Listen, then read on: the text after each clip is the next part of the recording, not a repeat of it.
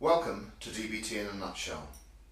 Today I'll be interviewing Dr. Fiona Kennedy, consultant clinical psychologist and DBT trainer since 2002. Dr. Kennedy has been a board member of the BABCP, the British Association of Behavioural and Cognitive Psychotherapies. She is the editor of a forthcoming book on disassociation, and her clinical work has won worldwide praise. Her work with people with personality disorders has attracted the attention of the UK Government's National Audit Committee and has in addition to that won an award from BUPA for clinical excellence. Dr. Kennedy, maybe you could begin to take us through some basic definitional and origin questions about DBT. DBT stands for Dialectical Behaviour Therapy.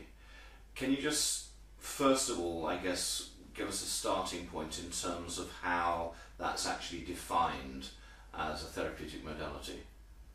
Okay, well, the origins of dialectical behaviour therapy came out of Marsha Linehan's attempts to treat people with personality disorders, particularly borderline personality disorders, using standard cognitive behavioural therapy techniques and finding that they didn't work.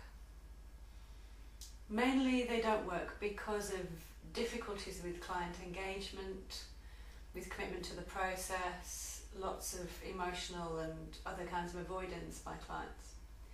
So she adapted cognitive behaviour therapy by borrowing techniques from Zen Buddhism, so mindfulness and acceptance approaches, and also basing the whole outlook and approach on dialectics, which comes from Hegelian philosophy and basically subscribes to an assumption that there is no truth with a capital T in the world, that there are simply ways of viewing the world and that validity can be found in all of these ways.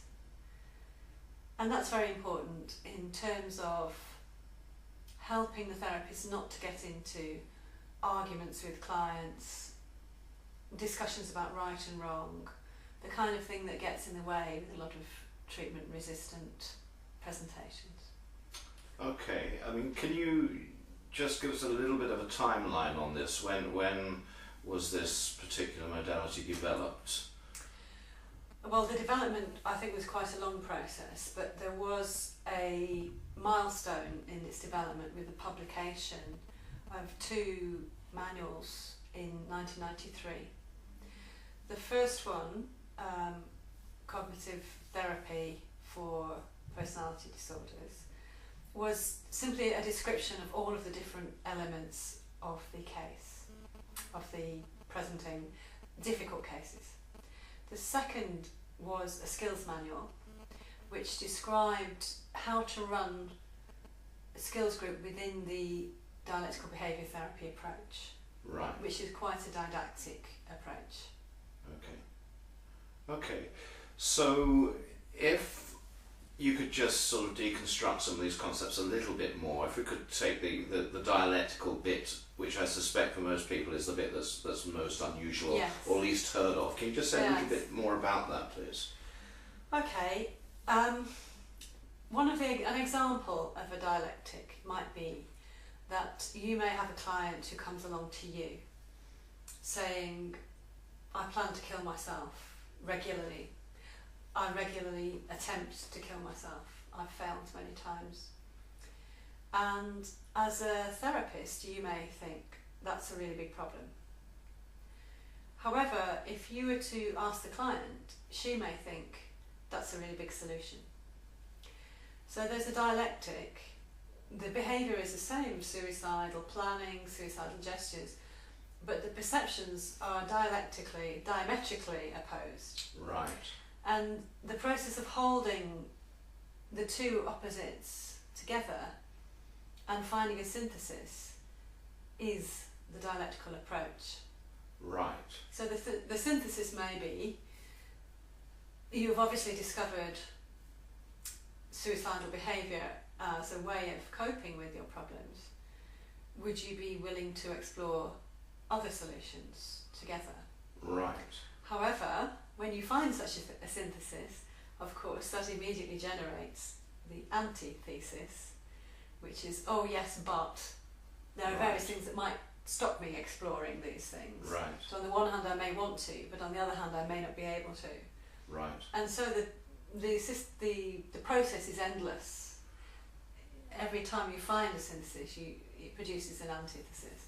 And basically the therapist and client work together with those, constantly seeking synthesis together. Right. So, just so I've got this clear, it's potentially a never-ending process. It is a never-ending process. In fact, dialectics views the world as that process. Right. Which is where the idea that there is no truth comes from, because every statement you generate, I can probably generate an opposing statement with equal validity. Okay, so in a sense it's intrinsic to life.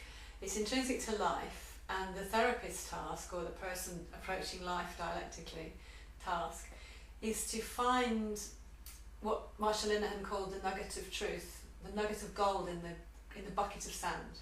Right. So the grain of truth, the aspect of the other person's opinion or take on the world or viewpoint that you can sincerely appreciate and understand, if not agree with. Okay. And I often find that with people that who've tried to deal with their own problems, that one of the ways that they fail to help themselves is that they don't keep focus on what really is the problem. They kind of try to make themselves feel better, or they don't realise what they're doing because they don't have a framework. So I think in a single session you do need to create that focus, you need to keep that focus, and that focus needs to be towards something that they can go away and saying, I've come all this way, I'm pleased I did. Right, okay. So I suppose that sort of leads into a sort of secondary question with that, which is that obviously clients come along with all sorts of expectations about what therapy is going to consist of, and if somebody is going to come along to a single session form of therapy, they may or may not have certain expectations about it. Do you think that the client needs to be prepped in any way for the style or not? Oh, definitely. I mean, in the single session approach that I use, called single session integrated CBT, there are 4 points of contact. The first is the first contact that comes in, and people say, I've been given your name, and I say, fine, these are the services that I have to offer, and I include the single session therapy in that, and I say, do you think at the moment that any of those would be suitable to your requirements? And if they say, well, I think I'd like to kind of look at the single session thing a bit more, I think that might be useful, I say, well, okay, well, let's move forward on that. We could always change our mind a little bit later, and that moves us on to the second point of contact, which is the pre-session telephone contact. Now, the purpose of the pre-session telephone contact in the beginning is to sort of really focus on that issue again. Is this an issue that is going to benefit at this time from a single session intervention approach? If it is, then the rest of the session is based on what you're saying, how to help the person get the most out of the session, how to deal with the expectations, how to kind of prime them in terms of how they can get the most out of themselves, how they can give me information so that I can help them get most out of the process. And then there's the third point of contact, which is the single session itself. And the final point of contact is the follow-up. Now, interestingly enough, what I've done as a development is that I now send the client an email summary of what we discussed in the telephone contact. And they get a transcript of the session itself and a recording of the session so that they can go over it. Right, okay. So there is a familiarization process. One of the other things, again, that I think was quite striking in the single session that you actually had with Clive, and which I think, again, for some people might be seen as unusual within a CBT framework, is it felt like you brought in some parallel process. that you made on more than one occasion, if I remember correctly, links between the way in which things were happening in the therapy session and the way in which Clive might behave outside. Is that something which commonly occurs? Well, I mean, yes. I mean, if it is useful to contact. I mean, what I was pointing out is that I think he was, he brought himself to the session, and we're talking about a situation whereby, he finds it difficult to concentrate. Right. Here as well as outside. And so if I can give him some tips about how he can really focus here, hopefully he'll be able to take that and utilise that outside. Right. The other thing I wanted to do is, in a sense, decrease the distance, between us. That's why I kind of, said to him about the fact that when he said that he struggles with authority, so do I, right. and I do. Right. So I was happy to share that. Right. And there was humour in that. Yeah, I think humour is a very important ingredient, both in single session and ongoing therapy. If we can actually help people to take a serious but not too serious look at their problems, I think that helps. Yeah, because it felt like it created flexibility. Right. Is what it felt like its primary impact was. Interesting, right, yeah. Okay, interesting. One of the issues that I was quite fascinated to know how you were going to address in this particular example is, on the one hand, coming to a conclusion about a particular insight and what should be done. But then, of course, as is often the case, there is a habitual nature to what it is that we do as human beings. And I was interested to see that you spent quite a bit of time at the end of the session looking at the how-to.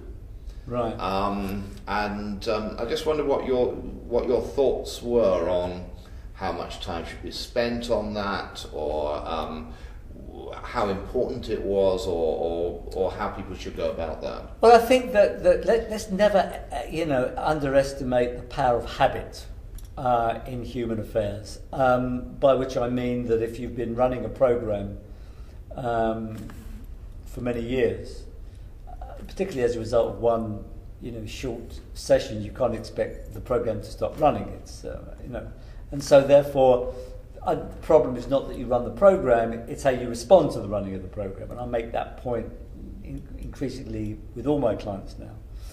And so often people get discouraged that they kind of go out of therapy and I'm putting myself down again. Yes, of course you're going to put yourself down again. That's not the problem. How are you going to respond to that? Right. And if you spend quite a bit of time on that and so emphasis, I think that will be repaid. Right. Okay. So in terms of the types of problem that you feel are amenable to single session work and types of problem that aren't, what would be your thoughts on that? Well, I think that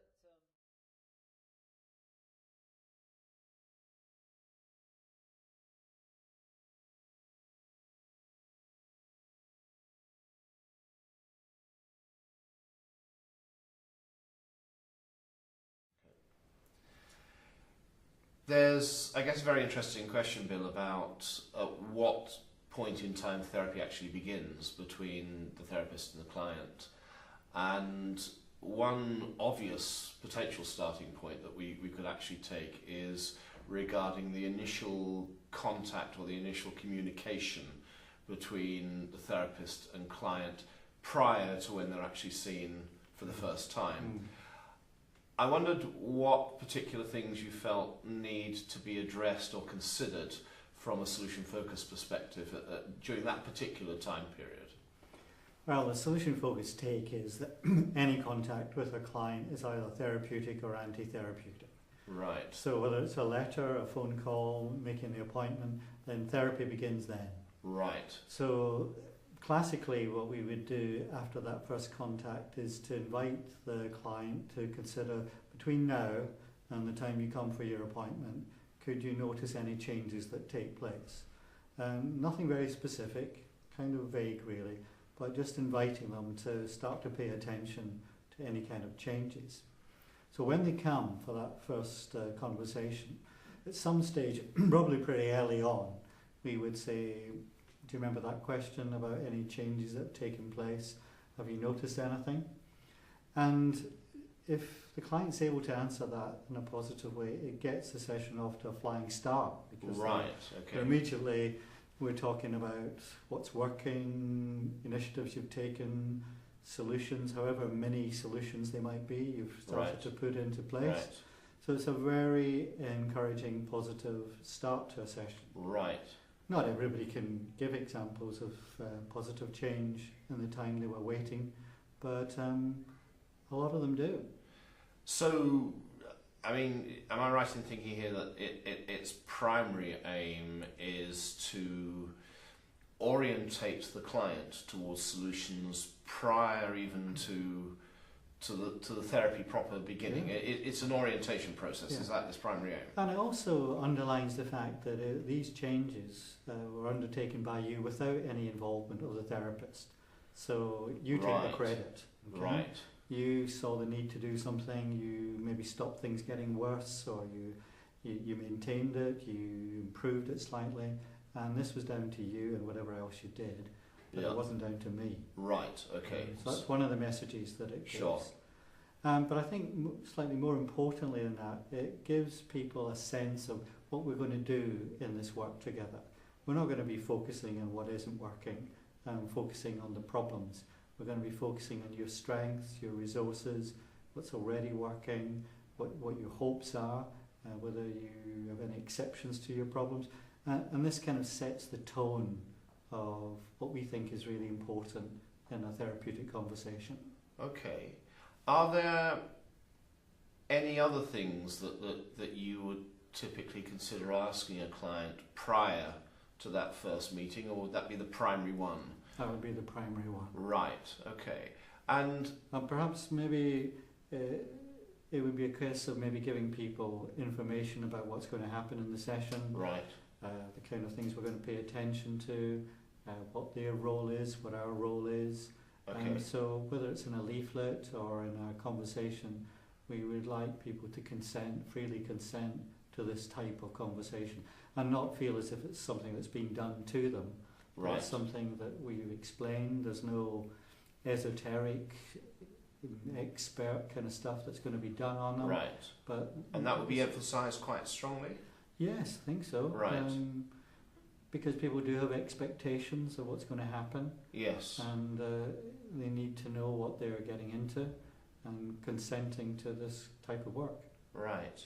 So, I mean, can you just give some examples of the sorts of reaction that clients have to that communication, really? I mean, it is, I think for a lot of people, that you're quite right, they have expectations that have been built up either by prior contact with other services or practitioners, or maybe things they've seen in the movies or on TV.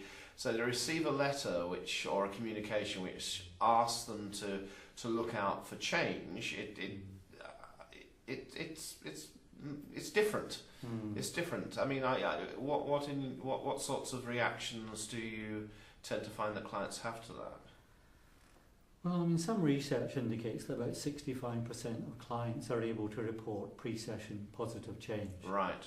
So, and particularly if it's delivered to them in a way we expect that you will notice. Right. That, again, if it's a verbal thing, if you say, Okay. I don't suppose you've noticed any Sure. changes, then you're going to get nothing back. But if you Right. say, be really helpful, that between now and then you could just notice any changes that take place, Right. be really interested in hearing about them. Right. You've already primed the Sure. person to think, wow, this is going to be about changes and the kind of things that I want to happen in my Sure. life. Can you say a little bit about why agenda setting is so central within a CBT approach? Because although some approaches use it as well, not all do, and but it appears to be very central to a cognitive behavioural approach. Can you say a little bit more about why it is so central? Yeah. There are sort of a few aspects of the agenda which are very, very characteristic for the whole of the CBT process. For first, it is a very collaborative approach, and so the agenda setting is a very collaborative way of deciding together, therapist and client, what they want to deal and to tackle in that session.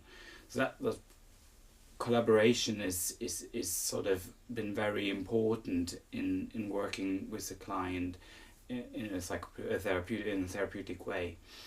The second aspect is that it gives the session a structure, and which also reflects on the structure of some of the techniques, and it reflects of the structure of that therapy course of CBT in itself. So that's the second aspect which is really important about agenda setting. And it is also a way of dealing with difficulties as they arise. For instance, if a client may speak, they may speak a lot about other things which have not been agreed on the agenda, so you can sort of use it as a tool to redirect the client. Its aim is to enable, the aim of the therapy is to enable the client to understand his own problems and become his own therapist.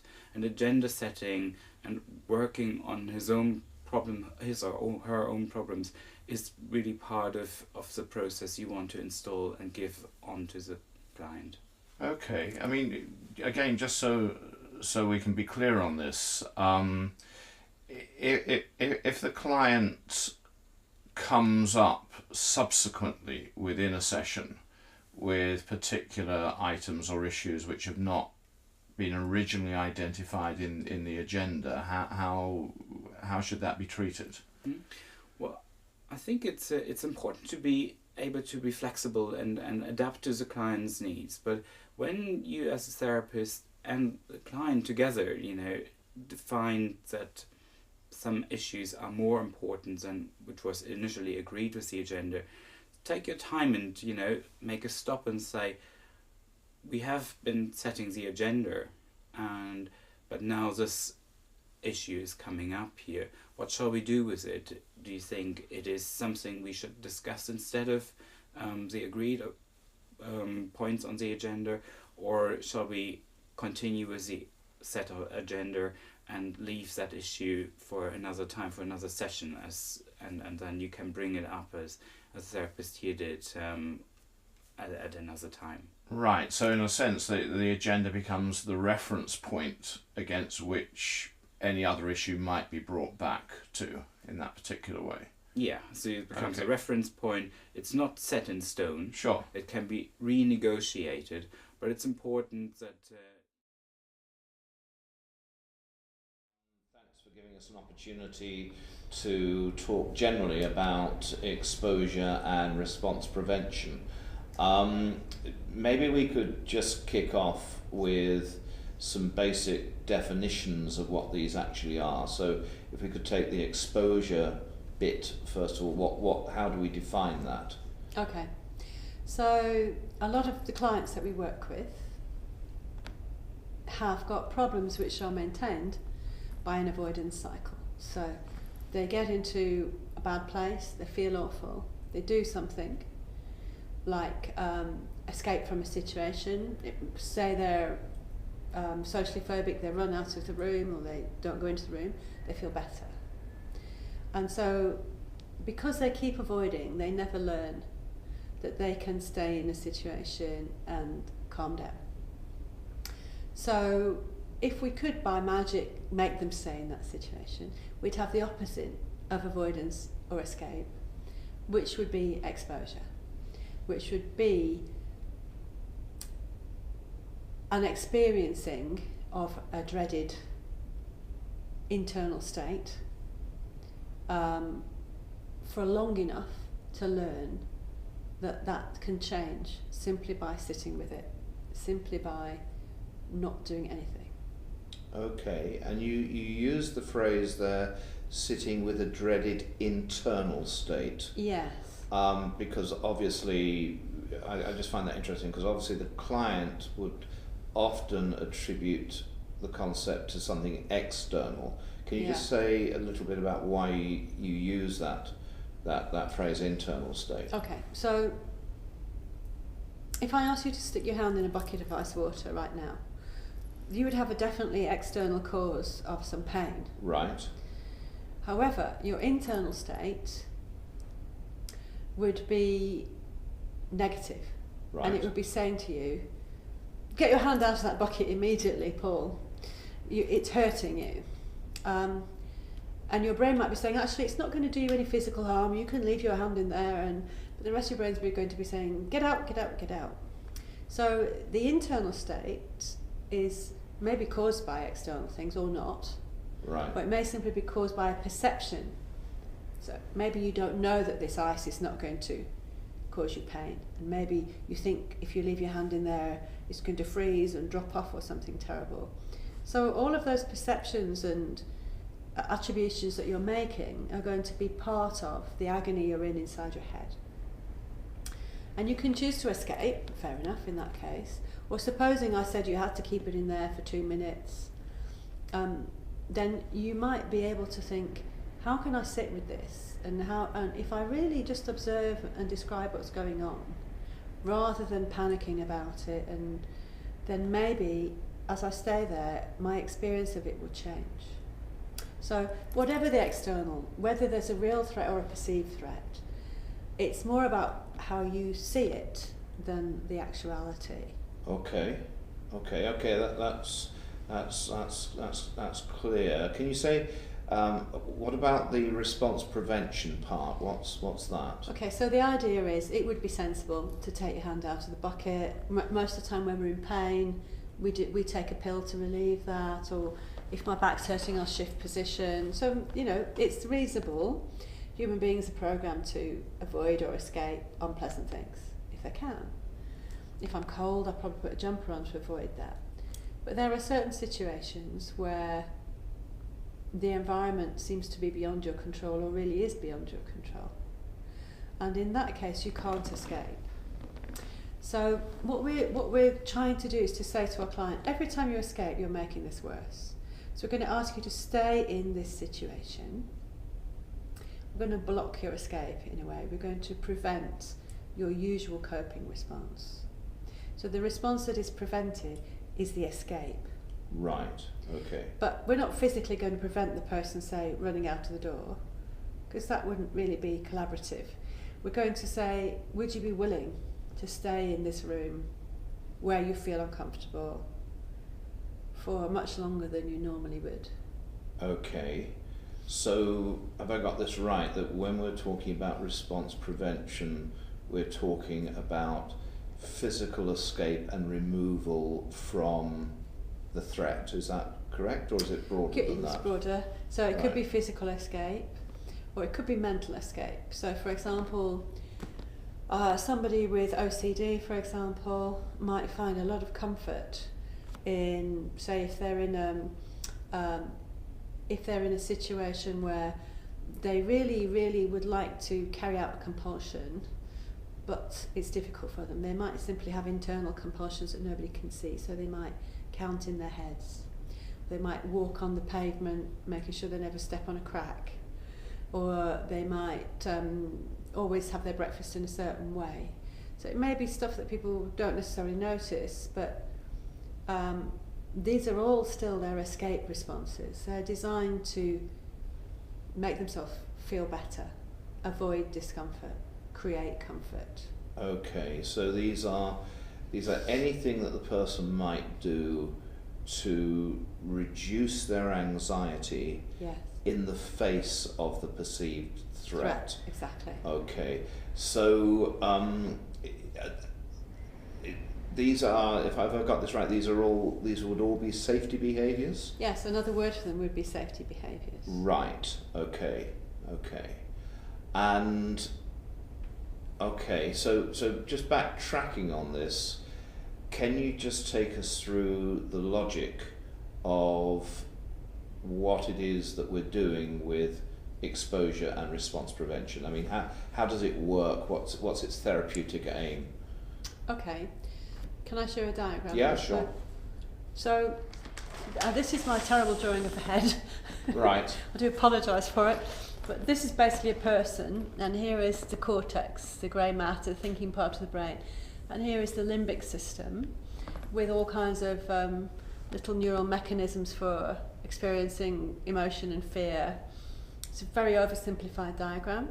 There are lots of bits of the brain involved, but basically what you might say to a client is, when you have a terrible thing happen to you, or a shock, or you're feeling very anxious, this is all experienced in here. And this is the little primitive walnut-shaped bit of your brain, which is really there to detect threat and to get yourself away from it as quickly as you can. And it doesn't really learn, it doesn't have words. Words live up here. And your thinking brain and this bit of the brain are not so well connected, they're a little bit disconnected. So a lot of people with anxiety, for example, will have had that experience of saying, pull yourself together, you know, don't be ridiculous, this is silly, and it has no effect on their anxiety. They find it very difficult to understand why. So sometimes this diagram helps with that. So the only way this brain learns really is to be in a situation and process what's happening in the here and now. So the only way you can kind of teach it that now life is safe, or the feared thing has gone away, is to take it back into the feared situation and keep it there until finally all the mental processes happen that say, oh, hang on a minute, this is safe here. Right, okay. So you have to be in the situation for long enough for that bit of your brain to work and change and adapt. Because otherwise that bit of your brain still thinks the situation is scary because it's connected to the scary situation from the past, or the imagined scary situation, or the worried about future scary situation. Okay, so the exposure component is really, from what you're saying, about helping that part of the brain to learn that the threat is not valid. Is that fair to say? Yeah. Okay, and I can understand that. So where does the response prevention bit come in? Can you take us through the logic of why you get that feedback from the client, or get the client to say that? In single session therapy, it's interesting. One of the things about single session therapy, what the community have noticed, is that when the therapist comes out of the session thinking, that was a fantastic session, or wasn't I great? Wasn't that intervention I did? The John Malkovich, this, I was on fire. The client goes out with very little. Right. And therefore, I'm not saying this is a universal case, but sometimes when you leave a session thinking, was that any use? The client gets out of it. Whether she gets anything out of it, what I had a sense that she could do, is that she could be her own summariser. Right. Why summarise something where she could summarise? Right. Okay. Why summarise for the future when she could do that work? I would just be taking away an opportunity that she had to move things forward for herself. Right. And in single session therapy, we want to kind of hand the momentum right to where it really belongs. Sure. Professor Dryden, thank you very much. It's been a pleasure.